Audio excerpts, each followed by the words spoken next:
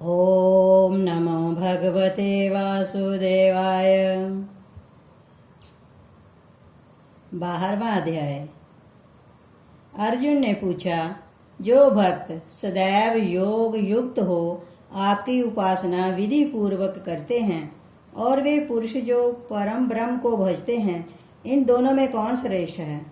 श्री भगवान बोले, जो मुझ में मन लगाकर श्रद्धा पूर्वक मुझे भजते हैं वे उत्तम योगी हैं, और जो इंद्रियों को संयम कर सर्वत्र समदृष्टि रखकर प्राणियों के हित में लगे हुए हैं, अकथनीय, अव्यक्त, सर्वव्यापी, अचिंतनीय, निर्विकार, अचल ध्रुव अक्षर का भजन करते हैं, वे भी मुझे प्राप्त होते हैं।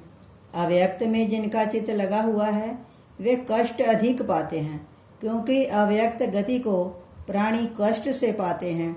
हे पार्थ, जो प्राणी अपने सब कार्य को मेरे अर्पण करके मेरी शरण में आते हैं, मैं उन शरण में आए हुए भक्तों का थोड़े ही काल में संसार सागर से उद्धार कर देता हूँ। मुझ में ही मन और बुद्धि रखो, तब तुम मुझ में निवास करोगे, इसमें कुछ संदेह नहीं। हे धनंजय, यदि इस प्रकार तुम मुझ में अपने चित्त को लगाने में समर्थ ना हो तो अभ्यास योग द्वारा मुझे पाने के लिए बारंबार यत्न करो। यदि अभ्यास भी न कर सको तो मेरे उद्देश्य से व्रत करो। मेरे लिए तुम कर्म करोगे तभी तुम्हें मुक्ति प्राप्त होगी।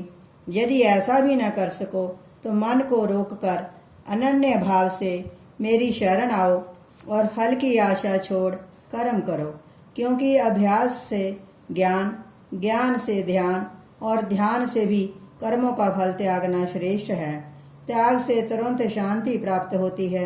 जो किसी से द्वेष नहीं करता, सबका मित्र है, दयावान है, ममता और अहंकार जिसमें नहीं है, जो क्षमावान संतोषी है, स्थिर चित्त है, इंद्रियों को वश में रखता है, दृढ़ विश्वासी है, मुझ में अपना मन और बुद्धि लगाए हुए है, जिससे ना लोगों को भय है ना लोगों से जो डरता है, हर्ष, ईर्ष्या, दुष्टों से भय और विषाद से जो रहित है, जो कुछ मिले उसी में संतुष्ट, पवित्र, दक्ष, निष्पक्ष, दुख रहित, फल की आशा त्याग कर कर्म करने वाला मेरा भक्त है, वह मुझे प्रिय है।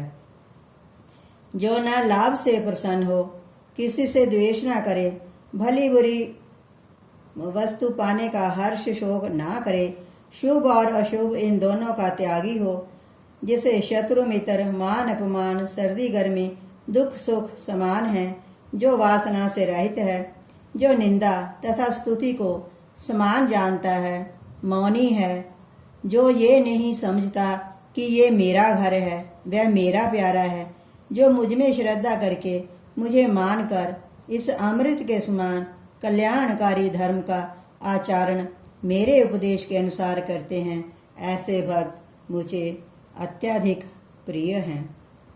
12वें अध्याय का महात्म्य।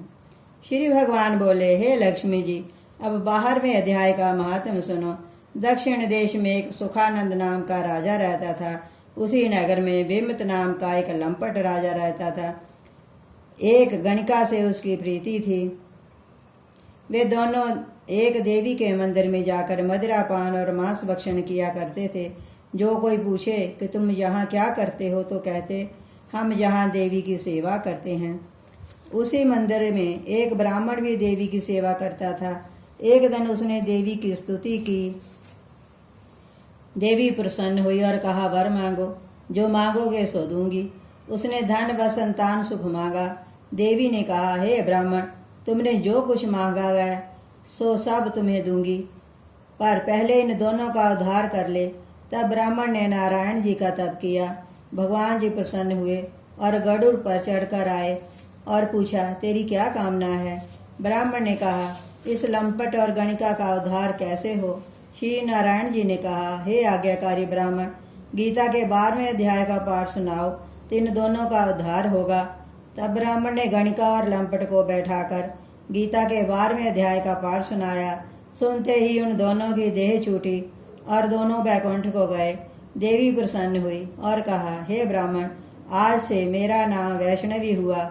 इस पाठ को सुनते ही ऐसे कुकर्मी तर गए हैं। इससे प्रसन्न होकर इस नगरी का राज्य मैंने तुझको दिया। वह विप्र घर गया। उस राजा के संतान नहीं थी। राजा उस विप्र को बुलाकर राज्य देकर तप करने को गया। विप्र राज्य करने लगा। श्री नारायण जी ने कहा, हे लक्ष्मी, ये सब 12वें अध्याय का महात्म्य है। ओम नमो भगवते वासुदेवाय।